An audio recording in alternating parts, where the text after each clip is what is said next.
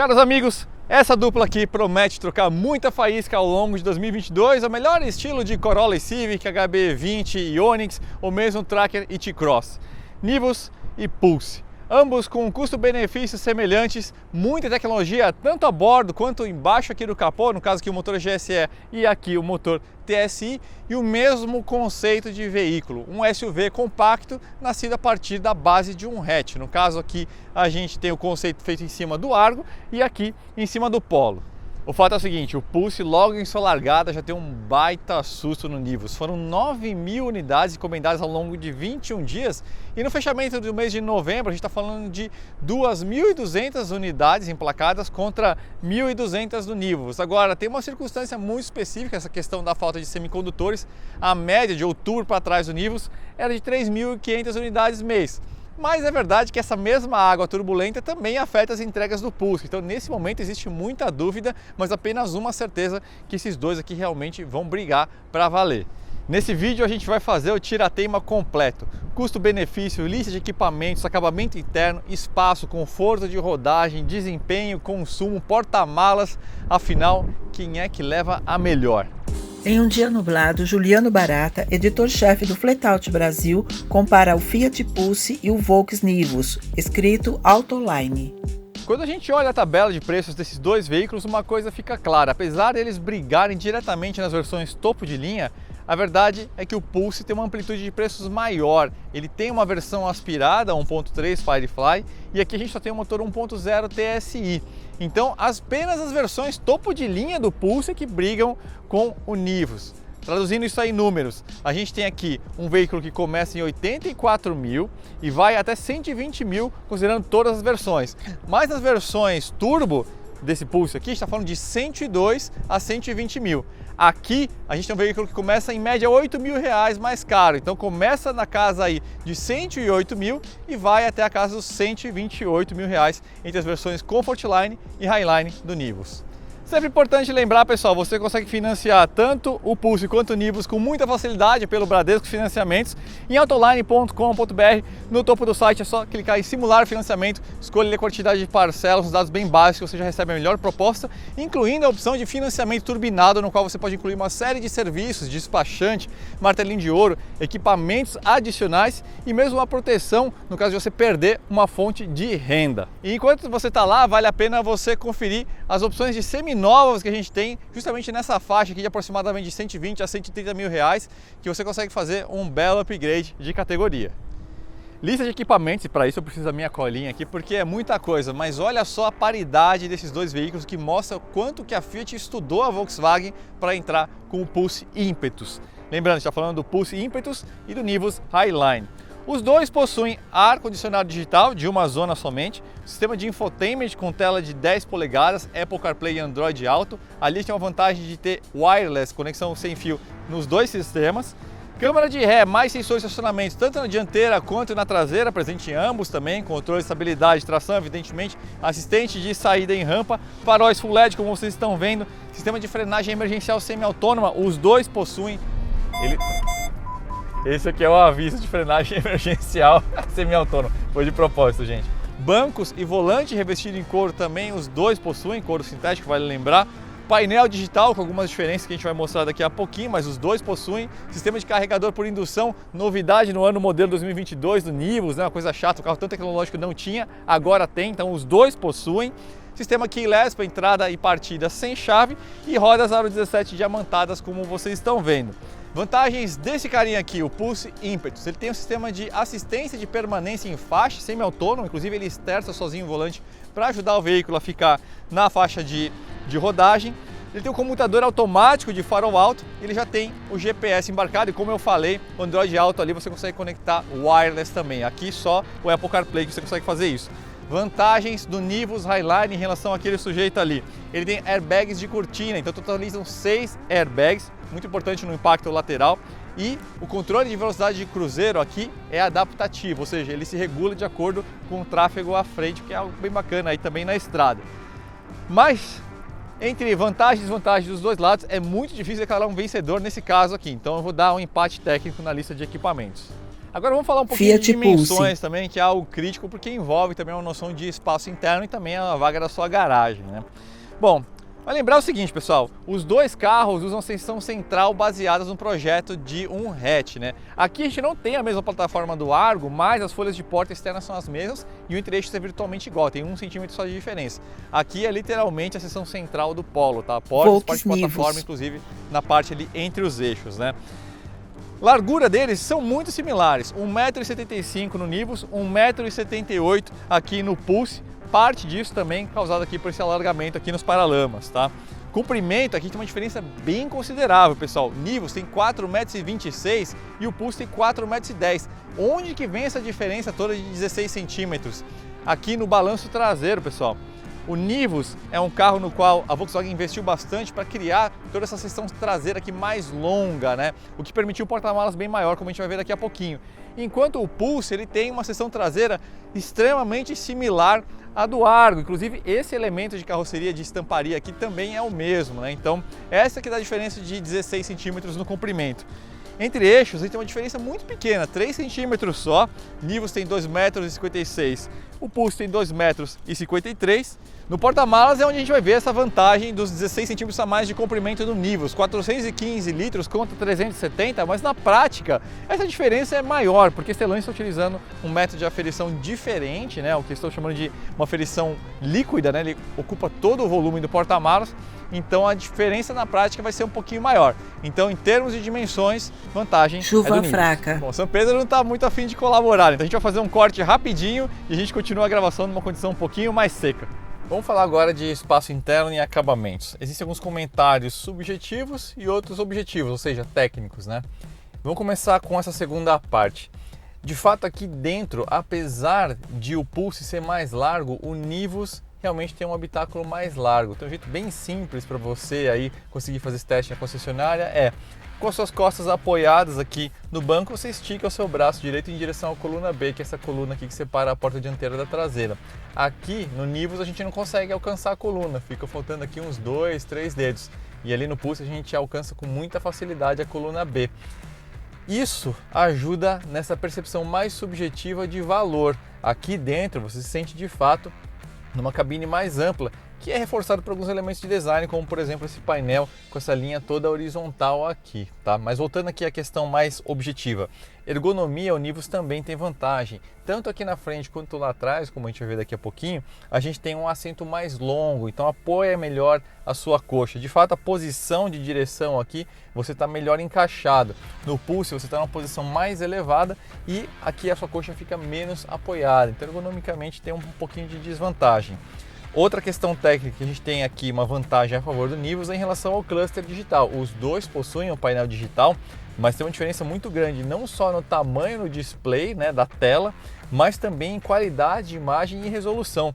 Aqui a gente tem uma resolução muito melhor e um contraste muito mais vívido, né? Lá, além de ser uma tela muito menor, a gente tem no Fiat aí uma imagem mais lavada, mais limitada, né? Então, tudo isso acaba ajudando a dar essa percepção de valor maior aqui no Nivus, né? Agora, em termos de plásticos e materiais, todos eles são meio parecidos, né? Tudo bem que a gente tem aqui o Black Piano, que dá aí uma certa sensação de valor, apesar de juntar mais poeira também pelo outro lado. A Volkswagen seguiu uma escola mais clássica aqui, né? Então, esse plástico que a gente chama textura de pele, aplicado de forma mais uniforme em toda a cabine, enquanto o Pulse ele segue para uma linha mais lúdica, né? Com um monte de texturas diferentes, aquelas texturas que brincam com quadrados. Mas se você for tocar os materiais e procurar por superfícies acolchoadas, você vai encontrar eles nos mesmos lugares, né? Inclusive o design aqui do sistema de infotainment segue linhas diferentes, apesar da tela de aproximadamente 10 polegadas, um pouco mais de 10 polegadas nos dois casos. Aqui a gente tem dois contextos diferentes, aqui ele está integrado e lá no Fiat ele está sobrelevado, né, acima da linha do painel. Mas ergonomicamente os dois são muito bons, são duas excelentes plataformas. Em termos de conectividade, o Pulse tem algumas vantagens, além de ter o GPS embarcado, a gente tem lá no Fiat um aplicativo onde você consegue controlar uma série de parâmetros do veículo, por exemplo, você determinar um perímetro nele, onde você consegue controlar a velocidade, deslocamento, às vezes deixa o carro com um valet, e aí você quer saber se o cara foi longe, enfim, qual a velocidade que ele andou, você consegue controlar tudo isso, né? Então, o Fiat ele tem essa vantagem em termos de conectividade, além da conectividade lá em Android Auto dispensar o fio. Aqui só o Apple CarPlay você consegue fazer conexão wireless. Agora vamos dar uma olhadinha no espaço traseiro. Entrar aqui dentro do Fiat Pulse é um pouquinho mais fácil, o recorte da porta é um pouco melhor. O ângulo de abertura de porta é meio parecido, mas uma vez que você está aqui dentro, o Nivus tem vantagem. Lembra que eu falei que o assento era um pouquinho mais curto aqui? E de fato ele é. A gente tem aqui no Fiat Pulse um assento mais ou menos uns 3 dedos mais curto, o que deixa um pouco mais confortável em viagens mais longas. O encosto em si tem um ângulo meio parecido.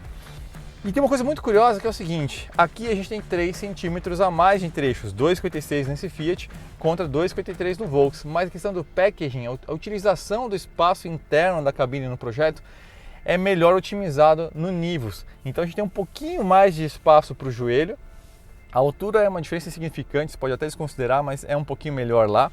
Mas aqui no Fiat Pulse a gente tem um espaço um pouco melhor para as canelas, algo bem curioso. Esse banco ele é melhor recortado, então é mais confortável nesse sentido. Mas a gente não tem saída de ventilação para os passageiros de trás. Então, de forma geral, somando isso ao fato da cabine aqui ser um pouquinho menor, de fato, de forma geral, o Nivus, tanto para quem vai na frente quanto para quem vai atrás, tem vantagem, bem como no porta-malas, como a gente falou. Agora vamos falar um pouquinho de motor e plataforma, vantagem para cada um dos lados, como a gente vai ver daqui a pouquinho. Na parte de motor, os dois estão muito bem servidos, o que a gente chama de state of the art, né? São duas grandes referências no mercado.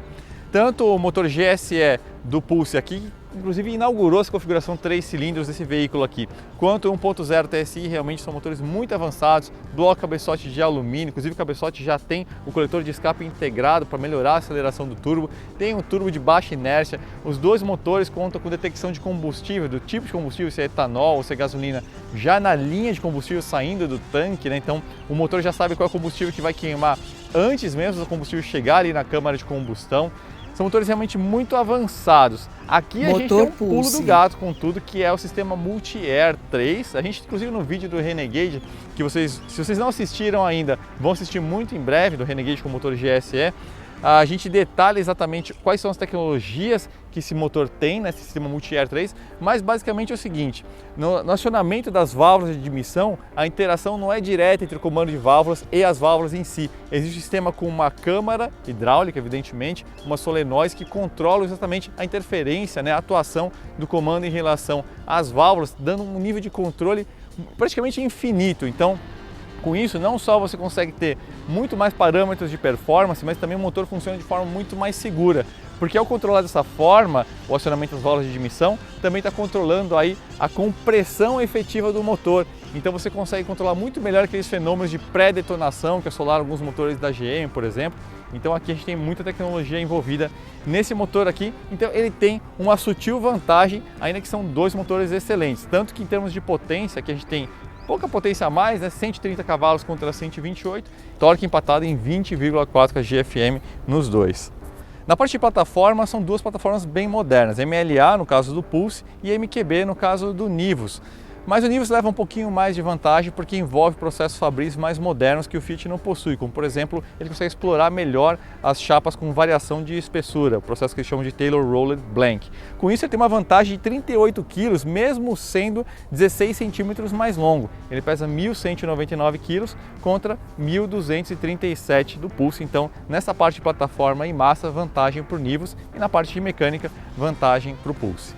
Na parte de câmbio, nós temos a Aisin fornecendo transmissão para os dois veículos, mas no Fiat Pulse a gente tem uma transmissão continuamente variável, CVT com 7 marchas simuladas, enquanto no Nivus a gente tem 6 marchas, mais um sistema de câmbio automático tradicional que tende a ser mais robusto. Nessa parte de transmissão eu vou dar um empate técnico, porque com mais marchas o Pulse consegue explorar melhor a aceleração e consumo, mas de fato é mais durável um câmbio automático. Começando então com o Fiat Pulse, uma coisa que me chamou a atenção de saída aqui é conforto de rodagem, gente. Forma como ele absorve o piso, complacência, né? Essa capacidade do pneu copiar a superfície, mesmo quando o chão está bem ruim. Isso é uma característica muito positiva de praticamente todo produto Fiat, né? Especialmente nesse que tem essa pegada de SUV urbano aí, eles capricharam nisso. Então é um carro que não é molenga, mas ele absorve muito bem, né? Vocês viram na avaliação de lançamento que a gente fez várias curvas no circuito pan-americano e causou uma impressão positiva. Mesmo que pegou um trecho, inclusive, meio fora de estrada ali, que eu andei uma velocidade um pouco maior somente para aferir isso, e aqui no mundo real isso só se confirma, né? Então, uma característica muito positiva, conforto de rodagem aqui no Fiat Pulse. E outra muito bacana também é silêncio a bordo, é um veículo muito silencioso, muito bem isolado dos ruídos externos. Já andei com ele em velocidade um pouquinho mais alta, tem talvez um pouquinho de reverberação no pneu, mas muito pouca. Agora tem uma nota e uma crítica que tem que fazer, que é o tanque de combustível sem quebra-ondas, ou pelo menos com a falta de um quebra-ondas que faça o serviço, porque com esse silêncio todo, quando você estiver ali com o tanque cheio, vocês vão perceber que realmente tem bastante barulho da movimentação do combustível. Esse bip aqui todo é dos radares. Todos esses carros modernos fazem muitos avisos, né? Então isso você consegue configurar aí no sistema dentro das opções aqui, dentro dos menus, né? Outra coisa que chamou atenção positivamente é que é um veículo bem esperto. Então o acelerador está muito bem calibrado. O câmbio é uma outra característica interessante. Ouçam a rotação.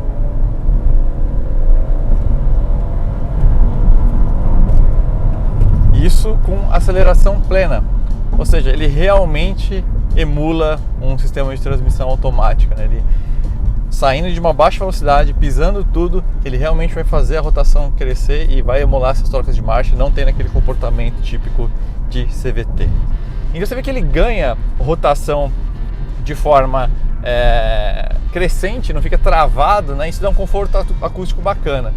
É um veículo esperto, tanto que, apesar de ele ser quase 40 kg mais pesado do que o Nivus, o 0 a 100 dele é 6 décimos melhor, né? Então a gente tem 9,4 no 0 a 100 contra 10 segundos do Nivus. E esse motor é tão bacana, está tão bem acertadinho, que o consumo dele também é melhor. Considerando o ciclo misto, ou seja, urbano e estrada dividido por 2. Com gasolina a gente está falando de 13,3 km por litro. E com etanol 9,3, uma vantagem de 1,4 km por litro em cima do Nivus quando a gente considera a gasolina, e 0,8 km por litro de vantagem quando a gente considera etanol. Então o motor realmente vamos dizer assim, a grande joia do projeto do Pulse quando a gente considera os dois comparados diretamente. Freios, aqui a gente tem uma diferença de sofisticação de projeto, né? Aqui a gente tem um sistema de tambor atrás, enquanto o Nivus tem disco nas 4 rodas. Mas, de verdade, capacidade de frenagem, os dois são similares, né? E hoje em dia realmente é particularmente difícil você ter uma situação de fading numa descida de serra, porque hoje os freios estão muito melhor dimensionados. Mas o fato é o seguinte, lá a gente tem uma solução mais sofisticada de fato. Por fim, o Fiat Pulse ele tem um recurso que só ele tem em relação ao Nivus, que é o sistema de auxiliar de manutenção em faixa, né? Então, acima de 60 km por hora, veja, ele esterçou o volante sozinho, ele vai esterçar de novo agora. Ele tá me dando a bronca porque eu não tô com a mão no volante, né? Mas vocês viram que ele corrige a rota para cá, depois para lá, né? Então isso acaba sendo útil, especialmente para você que faz algo muito errado, que eu sei que você fica digitando quando você está dirigindo. Não faça isso.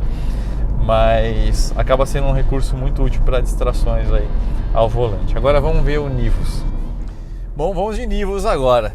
De saída, ergonomia faz uma grande diferença para mim. Então eu já me sinto muito melhor encaixado, minha coxa melhor apoiada aqui, o volante numa altura mais própria. Os dois têm ajuste, na verdade, telescópico e de altura, né? Mas de forma geral, as amplitudes do ajuste me permitem uma posição mais confortável aqui no Nivus. Tem aquela questão subjetiva, né, de qualidade percebida e de sofisticação que eu comentei, né? Não quero chover no molhado, mas é que dirigindo isso realmente você fica olhando, você não vê o carro de fora, né? Então isso fica aqui na sua cara o tempo todo. Então no caso do Pulse eu sinto mais a bordo de um hatch, né? Ele tem uma linguagem assim mais de hatch, enquanto aqui a gente tem uma coisa um pouco mais moderna, né? Eu sei, gente, que o Polo usa a mesma estrutura de painel, né? Mas me parece que o Polo já buscou uma linguagem justamente já mais nessa direção aí de SUV, né? Land Rover usa muito essa linguagem, né? desse tabelier inteiriço aqui, né?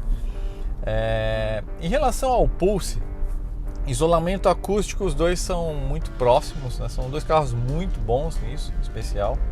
O Pulse ele tem uma vantagem sutil em termos de absorção, e com isso é preciso tomar muito cuidado, porque não significa que esse carro aqui seja duro, tá? É que realmente o Pulse ele absorve um pouco melhor. Esse aqui ele tá um traço mais esportivo, né? Então ele absorve mais curto, mas nem de longe é algo desconfortável. Realmente é um carro muito confortável. Outra vantagem a favor do Pulse em relação à resposta, né? A gente não é só uma questão de motor, tem uma questão de calibragem também do pedal do acelerador, né? No Pulse ele é um pouquinho mais sensível, deixa o carro um pouquinho mais, uma fagulha um pouquinho mais acesa, sem necessariamente ser esportivo, mas no trânsito urbano você acaba usando muito menos movimentos, né, do seu tornozelo, justamente porque você precisa pisar menos para o carro andar, né? Mas na hora que você requerer o desempenho, os dois vão acelerar numa razão muito próxima, com uma vantagem, como eu falei já, né, a favor do Pulse, mas é uma vantagem que é significativa, mas não é tão grande assim. Não sei se depende muito do seu perfil, da sua necessidade. Você vai encontrar aí uma necessidade maior de uma performance, talvez o Pulse seja o carro para você, mas como eu falei, a diferença é relativamente sutil. Nesse piso ruim aqui que a gente consegue ver realmente como o Pulse ele absorve um pouquinho melhor, né? Mas de forma geral são dois veículos muito confortáveis e muito bem isolados. Resposta de freios, como eu falei, excelente nos dois. Aqui a gente tem a vantagem dos discos, freios a disco, né, no eixo traseiro. E de forma geral é um carro muito, muito bom mesmo. O Pulse ele vai ter uma vantagem aí no consumo, né? Os números a gente deu aí quando a gente estava a bordo do Fiat, mas tem uma ressalva importante para fazer nos dois veículos, tá, gente? Que é o seguinte: especialmente em trânsito urbano, dificilmente você vai conseguir atingir essas médias declaradas, tá? Isso realmente precisa de condições muito ideais. Os motores turbo pequenos em carros um pouco maiores sempre tem essa dificuldade de rotação mais baixa, né? A eficiência deles não é tão grande nesse quadro, né? Tirando da inércia, né? Carro parado, anda e para, então fique atento a isso. Mas de forma realista, os dois são veículos excelentes em termos de consumo, uma vantagem aí a favor do Pulse. Se lá no Pulse a gente tem o sistema de manutenção em faixa como uma vantagem, aqui a gente tem o famoso piloto automático, controle de velocidade de cruzeiro adaptativo, ou seja, ele vai regular automaticamente de acordo com a velocidade do carro da frente, né? Então eu estou aqui controlando a velocidade, aumentei aqui, ó, pus 100 km por hora de velocidade. Por que ele não está se aproximando mais do veículo da frente? Justamente porque ele está mantendo essa distância. Então, se o trânsito diminuir ou se eu mudar de faixa para cima de um carro que está mais próximo, ele vai diminuir essa distância, né? O trânsito está parando ali na frente, vocês vão ver o seguinte: esse ACC ele não vai até a frenagem completa do veículo. Se parar o trânsito abaixo de 20 km por hora, ele vai mandar eu manualmente frear o veículo, né? Então tem uma diferença em relação aos ACC de veículos mais caros, viu? Chegou em 20 km por hora, está por sua conta, né? Então ele é muito mais útil, portanto, para marginal, sem trânsito ou para rodovias. Uma retomadinha aqui nos 128 cavalos, 0 a 100 em 10 segundos, muito bem disposto. É aquilo que eu sempre falo, esse conjunto, até porque a Volks faz aquela coisa meio mamusca, né? Eles vão aplicando o mesmo motor e câmbio e plataforma em diversos veículos diferentes. É verdade que cada um deles exige uma calibragem específica, mas os caras já pegaram a mão nesse conjunto, já sabem de trás para frente, né? Então ele é muito, muito bem calibrado. Como eu falei, o Pulse ele tem uma faísca a mais, né? O acelerador dele é mais sensível, mas aqui a gente tem um conjunto também calibrado com excelência. Mais uma questão de gosto do que uma questão de superioridade de um em relação ao outro nesse sentido. Tudo visto, tudo bacana, tudo muito interessante. Só que da mesma forma que na Fórmula 1, no fim da temporada é preciso ter um vencedor. E quem que leva esse comparativo? Essa briga aqui. Dessa vez quem leva é o Nivus, mas há uma ressalva muito importante, pessoal. Lembra que o Pulse começa em 84 mil. O Nivus mais barato começa em 110, uma diferença de 26 mil reais. Ou seja, nessa faixa mais premium das versões, realmente esse carro aqui está jogando mais em casa, e isso aparece em vários detalhes. Tanto a questão de habitabilidade, que é a questão de ser um habitáculo maior, com a percepção mais sofisticada, bancos melhores, acabamentos de forma geral mais sofisticados, o carro ele transmite mais valor. E o principal, nessa categoria a gente está falando de veículo familiar, né? Então itens como espaço interno e porta-malas contam muito. E de fato aqui a gente tem uma vantagem mecânica na parte de motor. Só que aqui a gente tem uma vantagem de plataforma, então, de certa forma, essas vantagens acabam meio que se anulando e aí acaba gritando em especial essa vantagem, essa parte de habitáculo e porta-malas. Lembrando que aqui também a gente tem algumas vantagens de conectividade, então não é exatamente um massacre, vamos dizer assim. Realmente foi uma disputa muito apertada, mas nesse segmento superior dos topo de linha, realmente o Nivus entrega aí um veículo maior. É verdade que ele custa R$8.000 a mais, mas a sensação é que ele entrega mais do que esses 8 mil, justamente por isso a gente elegeu ele como um vencedor desse comparativo. Só que aí fica a dúvida, né? Como que ficam os Pulse intermediários de entrada, com motor 1.3 Firefly? Eles brigam com outros carros, com outros concorrentes, inclusive me parece que o Pulse foi projetado mais para esse segmento. Então vamos ver, um futuro muito em breve aí com vocês, como se comporta aí o Pulse 1.3, quem sabe, em um comparativo. Então é isso, pessoal. Muito obrigado. Espero que tenha sido útil esse comparativo para vocês. E a gente se vê numa próxima. Não esqueça de assinar o canal da Autoline e ajude a gente a chegar aos 100 mil inscritos. Tchau! Câmera mostra detalhes dos veículos parados ou trafegando em ruas de São Paulo.